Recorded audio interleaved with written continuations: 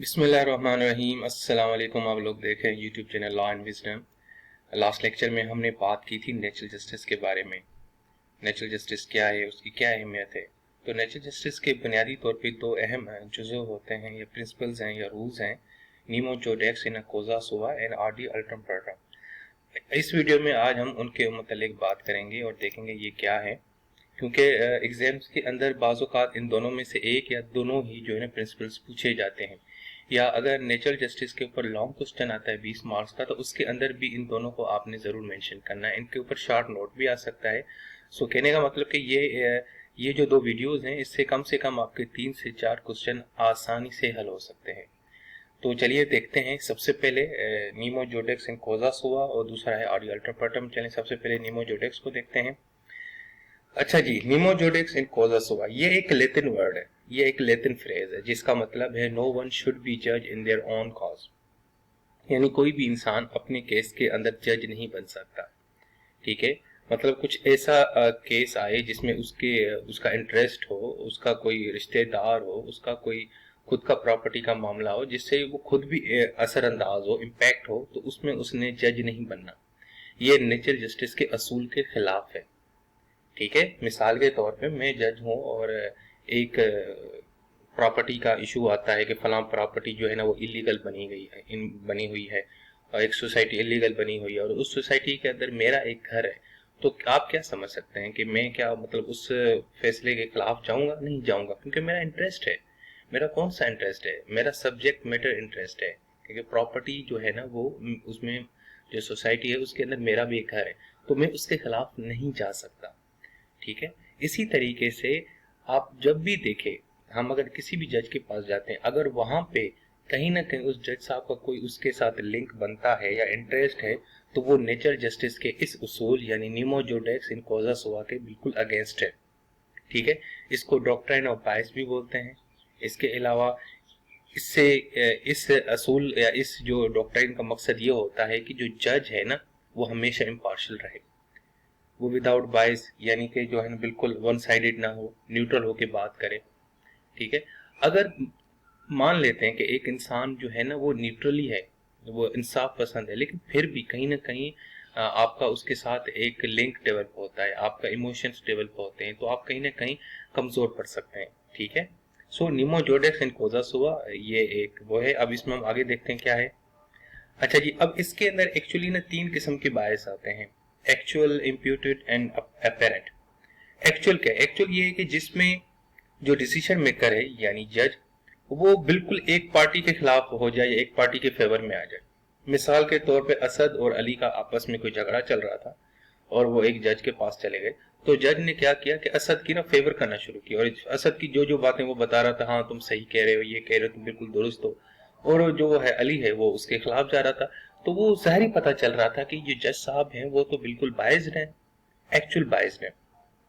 अब इम्प्यूटेड में क्या होता है? उसमें होता है कि जब डिसीजन मेकर का कोई इंटरेस्ट हो, पैसे का इंटरेस्ट हो, ठीक है, और उसको समझ आए कि यार अगर मैं ये डिसीजन लूंगा तो इससे मुझे भी नुकसान होगा। ठीक है, मिसाल के तौर पे एक सोसाइटी है और उसके अंदर एक मार्केट है, मार्केट के अंदर दुकानें बनी गई हैं और सारी दुकानें वो इलीगल बनाई गई थी। और फिर बाद में पता चला जो डिसीजन मेकर है जज साहब, उसकी भी वहां पे 2 दुकानें, अगर वो इनको इलीगल कहता है तो उसकी खुद की भी 2 दुकानें उसके अंदर चली जाएंगी और उसका नुकसान हो जाएगा, पैसों का, हजारों का, करोड़ों का। ठीक है ना, तो एक्चुअली मतलब ये होगा कि डिसीजन मेकर का जहाँ पे प्रॉपर्टी के भी इंटरेस्ट हो तो वहां पे भी उसने इस केस में नहीं आना। एक दूसरा है एपरेंट ब्यास।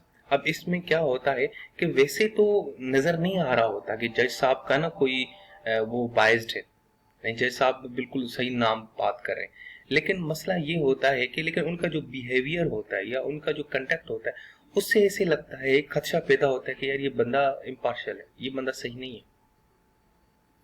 वैसे टेक्निकली बुनियाद पे देखा जाए तो जो डिसीजन मेकर है उसका जो उसके इसके अंदर कोई इंटरेस्ट नहीं है, ना कोई लिंक है, ना उसका कोई ब्लड रिलेशन है, लेकिन उसका जो बिहेवियर है ना, यानी एक जान ऐसे गुस्से में बात करना, एक पार्टी के खिलाफ उसको डांटना, उसको टोकना बार बार और उसको सख्त सख्त जुबान इस्तेमाल करना, तो उससे भी एक इम्प्रेशन जाता है कि यार जज साहब को तो कोई इशू है इनके साथ, कोई मतलब ये है, इसको हम बोलते हैं एपरेंट बायस। ठीक है, अब हमारे पास 3 हो गई। निमो जुडिस एंड कॉजा सुआ के अंदर जो बायस्ड होते हैं, जो जानबदारी का मामला होता है, एक एक्चुअल होती है जिसमें मतलब आप डायरेक्ट नजर आ रहा होता है कि जी ये इसकी फेवर कर रहा है, एक इम्प्यूटेड जिसमें उसका पैसों का मामला हो, प्रॉपर्टी का मामला हो, ठीक है ना, कोई इस तरह का इंटरेस्ट हो जिसमें उसको नुकसान मिले, और एक एपरेंट है यानी कि वो नजर तो नहीं आ रहा होता लेकिन उसका जो बिहेवियर है उससे इसे एक यानी कि आपको ना एक किस्म की खदशा पैदा होता है कि ये बंदा जो है ना उसके खिलाफ है।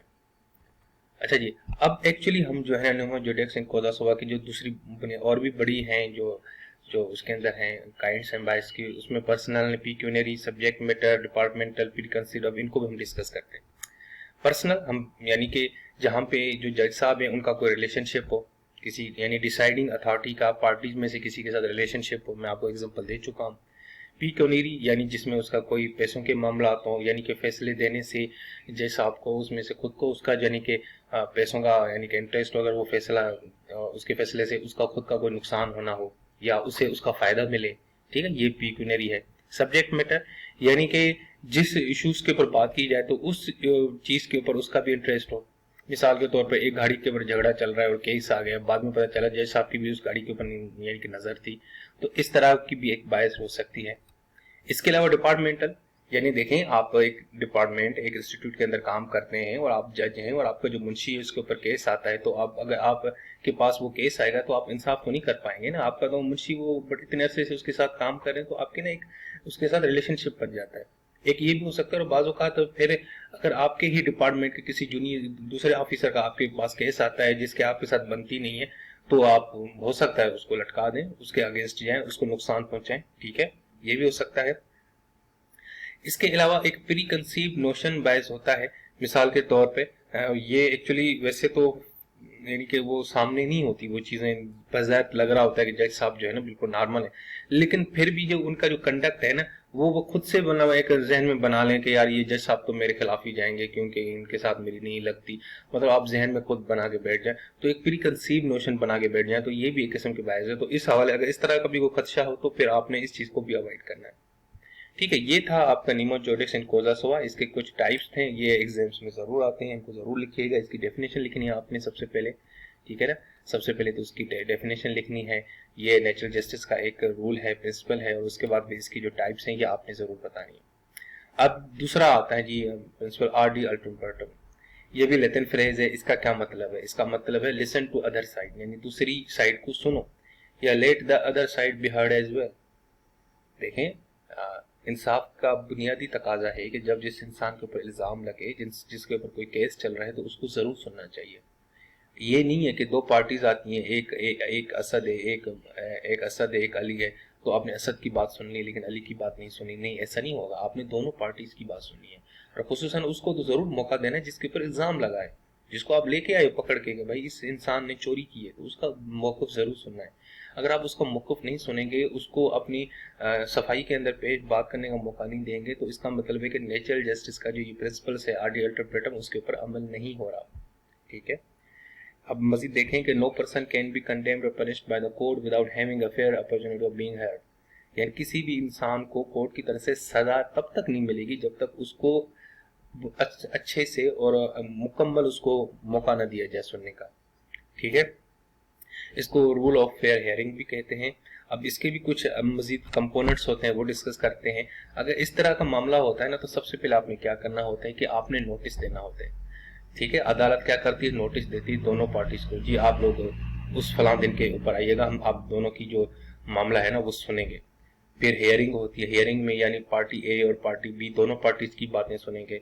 उसके बाद फिर कहेंगे हाँ जी आप अपने एविडेंस दें, आप अब अपने एविडेंस पेश करेंगे, और उसके बाद फिर क्रॉस एग्जामिनेशन होगी, यानी पार्टी ए का वकील पार्टी बी से और पार्टी बी का वकील पार्टी ए वालों से सवाल करेगा। दूसरा लीगल रिप्रेजेंटेशन, यानी आपको ये भी मौका दिया जाता है कि आप अपना वकील करें ताकि आपका कोई लीगल रिप्रेजेंटेशन हो।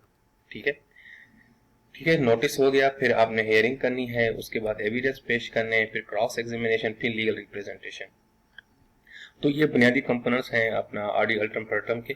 ठीक है, सो अगर आपका क्वेश्चन आता है कि आरडी अल्टरप्रेटम क्या है, आपने उसके अंदर ये डेफिनेशन रखनी है। इसको रूल ऑफ फेयर हियरिंग भी कहते हैं, इसके कंपोनेंट्स हैं, स्टेजेस हैं, जाहिर बात है आपने किसी एक बंदे की बात सुननी है तो इसका एक तरीक़ेकार होता है। पहले आपने नोटिस भेजना होता है, फिर हियरिंग करनी होती है, दोनों की बातें सुननी होती हैं, फिर ये दोनों को कहते हैं कि हाँ आप अपने सबूत पेश करें, एविडेंस बताएं आप लोगों का क्या मामला है।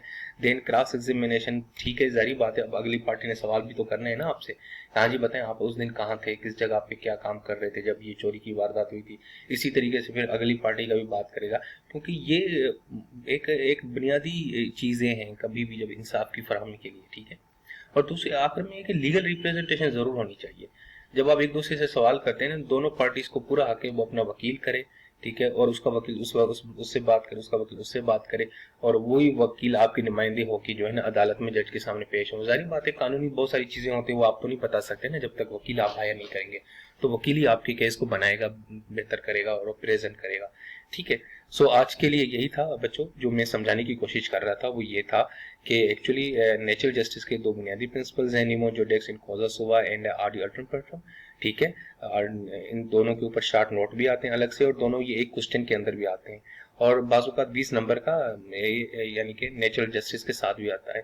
देखें बहुत आसान ये टॉपिक्स हैं, इनको आप बिल्कुल जरूर तैयार कीजिएगा, ये क्वेश्चन में जरूर क्वेश्चन आता है और ये बहुत ही अहम क्वेश्चन है।